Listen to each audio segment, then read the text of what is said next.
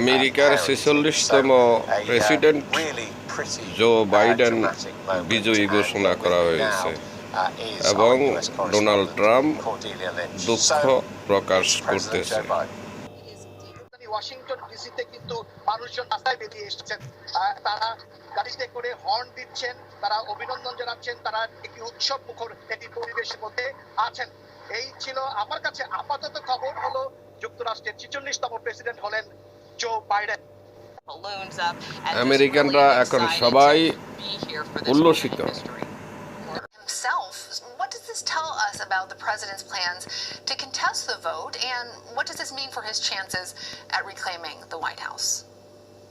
He has no chance of successfully contesting the vote. I mean, he took his people into Michigan. They said, Your Honor, we have fraudulent votes, and the judge said, do you have any evidence? No, we don't have any evidence. And the Michigan judge basically said, give me a break, get out of my courtroom. You would think they could come up with more than that. And, I think it's very important, as the president said this morning, that all legal votes be counted. And perhaps that fraudulent votes not be counted. So come back with some evidence of fraudulent votes and we can talk about it. But they've not been successful in doing that. And not talking about their wins loud enough.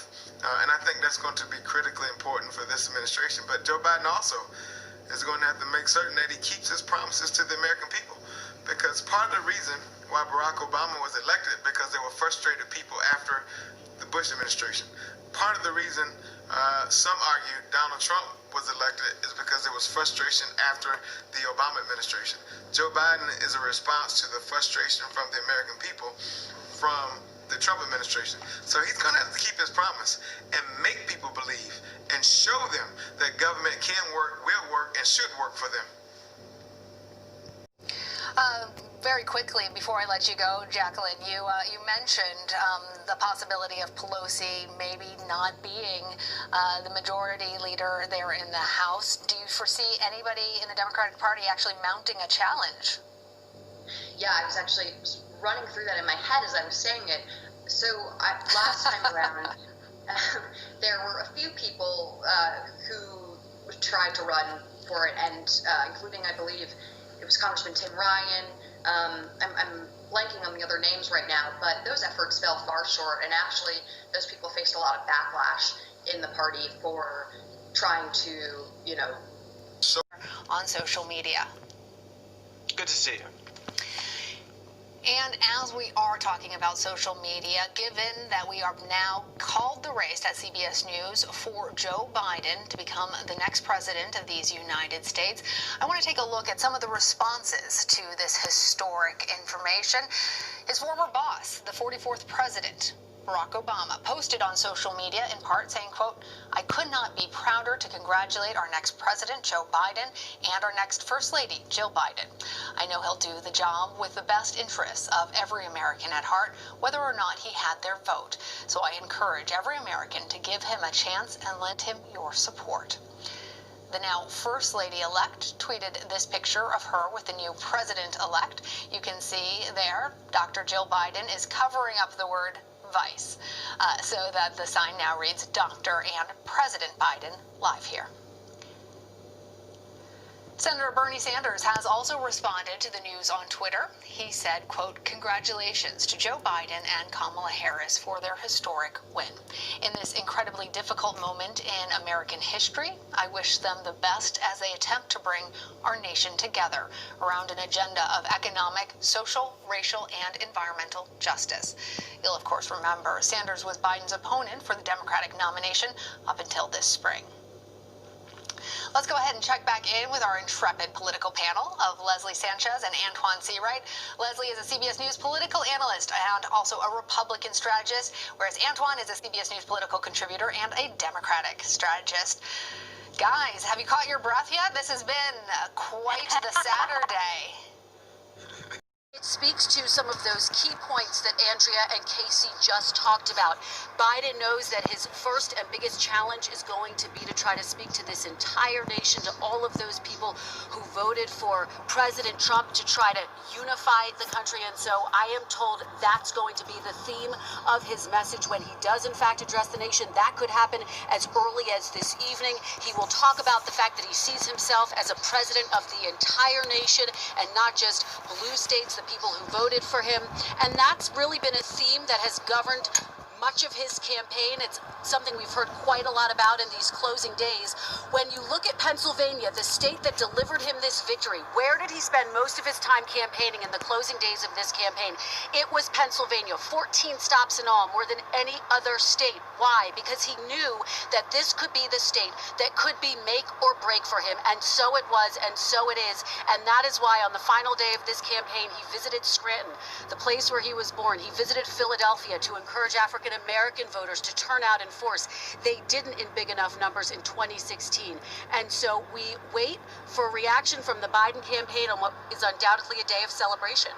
And he had other paths to get to that number, but yes, Pennsylvania put him over the top. We talk about there's so much history in all this. Kamala Harris to become the first woman of color as vice president of the United States.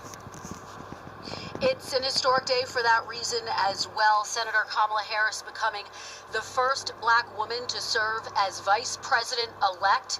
And so we are told that when Biden addresses the nation, if that does in fact happen this evening or later on today, she will be there with him. She will also make remarks. And so she will speak to the historic nature of this moment. And as you all were talking about there at the desk, Biden really framed this campaign as a fight for the heart and soul of the nation.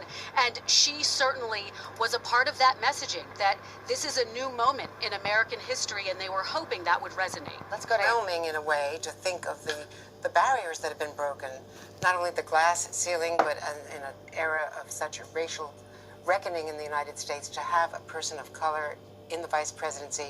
Having watched Walter Mondale, the first vice president who was really consequential in his partnership with Jimmy Carter, depends on whether Joe Biden lives up to his promise to have that partnership with Kamala Harris that he enjoyed with Barack Obama. And you're going to see perhaps a lot of anger and some... As we saw in Harrisburg, Pennsylvania. And Hillary Clinton has tweeted memorably that the voters have spoken. It's a history-making ticket, a repudiation of Trump, and a new page for America. Thank you to everyone who helped make this happen. Onward together. I think we have a Joe Biden statement. Kristen Welker in Wilmington. What do you got? Savannah, we're hearing from the now president-elect Joe Biden. Let me read you his statement. This is just coming in.